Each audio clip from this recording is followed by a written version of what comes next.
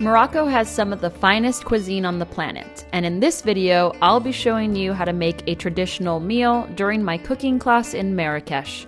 Stay tuned to find out the recipe and how you can enjoy the same experience.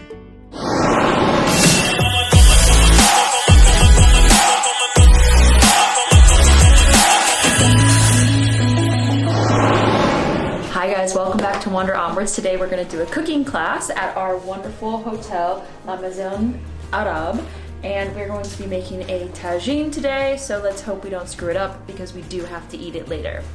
Join us. The type of bread that we're going to make is the round flat bread. We call it khubz. To make it you need semolina. It is rough wheat. You need pastry flour, and that are prepared in the little bowls. You have yeast, you have sunflower oil, you have sugar. We use the sugar to get the yeast activated, and we use salt.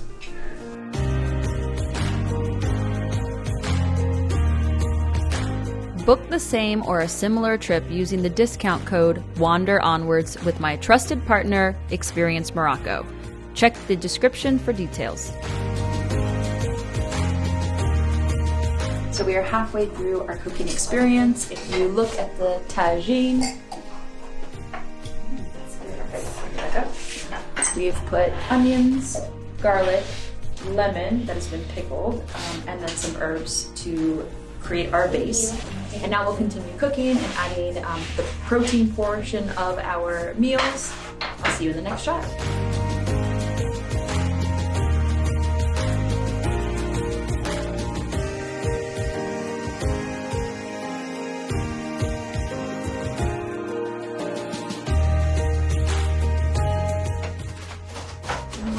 We have prepared the tagine. I am very pleased with my knife skills so far because I've been competing with Marcus for so long. Wahaha.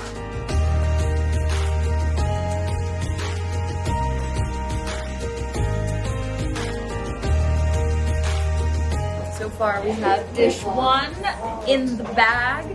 I think the hardest thing about a cooking class is just trying to keep up with all of the instructions while you're cutting, while you're having a cheeky glass of wine. This is a great class for beginners, so don't be afraid.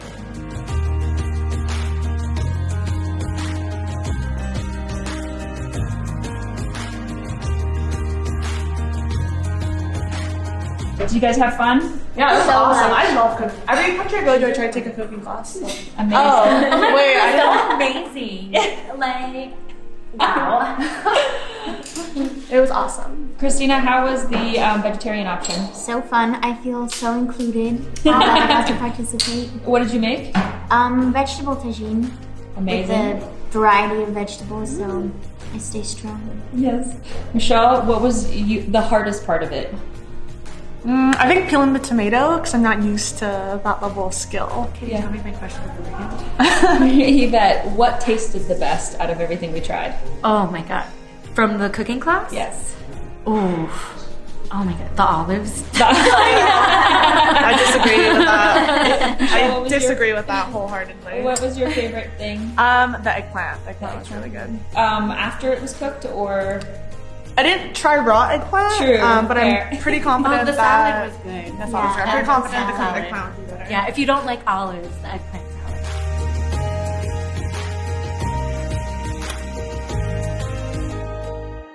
salad. The ras al hanout usually has many spices in it. It has nutmeg, it has star anise, it has bay leaves, it has coriander seeds, fennel seeds.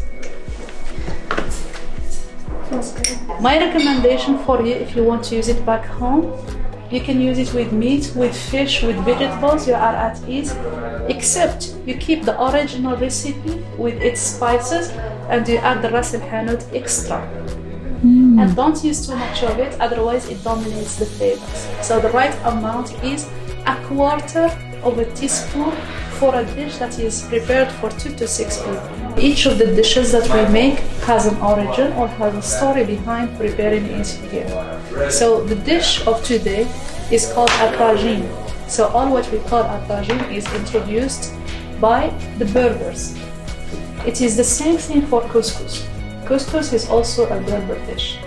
And our couscous is not like the international couscous, 5 minutes then you serve. If you make that to a Moroccan, it's gonna be a disaster. So the couscous that we prepare is a special dish to us because we make it mainly for Friday.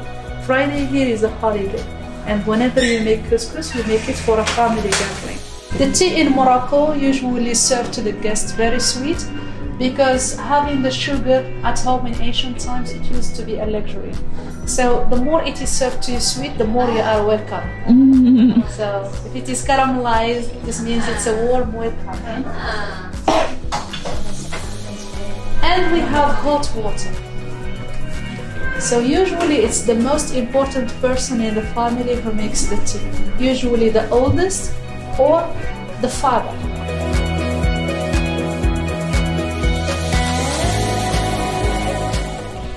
The second glass, we add another glass of hot water, but this time I'm not going to wait what we do. Is you move or you switch around the teapot, and this is to wash the tea leaves from all of its impurities. We call it the bitterness of the tea.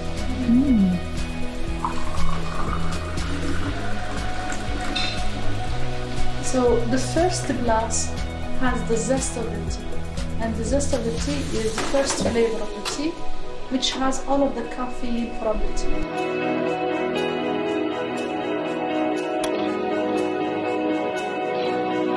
Add lots of fresh mint.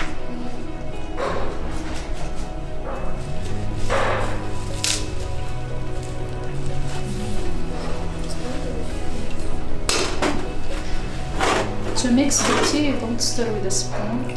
You pour tea in a glass. Then you add the tea back to the teapot, and you do this a few times to mix the sugar with the tea and the fresh water. And you know the reason why we pour from wine? Why? Well, it's to oxygenate the tea. This enhances the flavor.